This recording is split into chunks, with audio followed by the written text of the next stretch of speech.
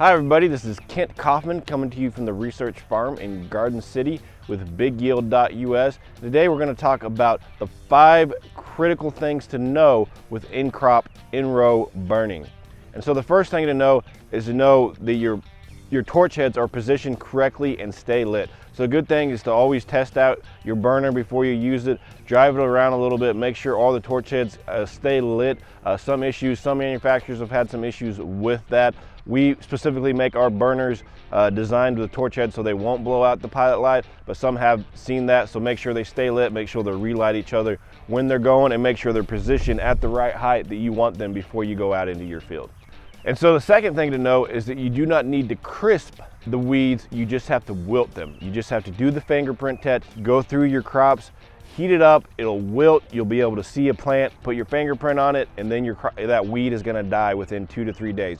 You don't have to burn it to a crisp, so you're seeing that, and so you can go a little bit faster, because when you go that slow, you can cause damage to your crops. The number 3 issue to know is to know where the growth point is on the crop that you're burning. And see, that's what you want to avoid. You want to avoid getting that heat, that thermal weed control on your growth point. So you either want to make sure it's underneath the ground. So with corn, it's usually around the 5th to 6th leaf where that attaches to your stem is where your growth point is. So if that's below the ground, then you can burn over top. If that's above the ground, you want that growth point to be above your flame. Same thing with soybeans, you want that growth point to be above the flame so you don't kill your plant, but you do kill your weeds. And that leads us into our 4th point, which is timing is critical.